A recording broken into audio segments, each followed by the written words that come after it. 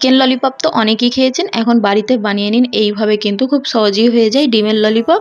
বানাতে কিন্তু খুবই কম সময় লাগে। তো এখানে আমি 3টে ডিম নিয়েছি। ডিমটাকে আমি খুব ভালো করে বয়েল করে নিয়েছি, হার্ড বয়েল করে নিয়েছি। এখন এগুলোকে খুব ভালো করে একটা গ্রেটারের সাহায্যে গ্রেট করে নেব। এখন এর মধ্যে দিয়ে দেবো হচ্ছে পেঁয়াজ কুচি আর ধনেপাতা কুচি আর কাঁচা লঙ্কা কুচি। এখন এর মধ্যে কিছু মশলা অ্যাড করব, যেমন হচ্ছে নুন, জিরে গুঁড়ো, লঙ্কার গুঁড়ো, হলুদ গুঁড়ো আর একটু গরম মশলার গুঁড়ো অ্যাড করেছি। 1 চামচ দেবো হচ্ছে ময়দা আর 1 চামচ হচ্ছে কর্নফ্লাওয়ার। এখন এগুলোকে খুব ভালো করে মিক্স করে নিতে হবে। এখন খুব ভালো করে মিক্স হয়ে গেলে এখন হাতের সাহায্যে এভাবে একটু মিশ্রণ নিয়ে এভাবে একটা বলসের শেপ দিয়ে নেব। এভাবে করেই আমি সবগুলো বলস তৈরি করে নেব। এখন আমরা কোটিং করে নেব। প্রথমে এখানে ডিমের মধ্যে, ডিমটাকে আমি ফাটিয়ে রেখেছিলাম, তো ডিমের মধ্যে ডুবিয়ে তারপর আমি ব্রেড ক্রামের মধ্যে খুব ভালো করে কোট করে নেব। তো এখানে আমার কোটিং করা কমপ্লিট। এখন এগুলোকে আমরা ভেজে নেব, ডিপ ফ্রাই করে নেব। তো এখানে আমি কড়াইয়ের মধ্যে তেল গরম করে মিডিয়াম আঁচে সব বলসগুলোকে আমি ভেজে নেব।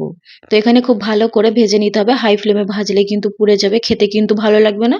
তো আমার বলসগুলো হয়ে গেছে ভাজা। তো এখন আমি তুলে নেব, সার্ভ করে নেব। তো দেখুন বন্ধুরা কেমন লাগছে। আর আমার ভিডিওটা, রেসিপিটা ভালো লেগে থাকলে অবশ্যই আমার চ্যানেলটিকে ফলো করবে।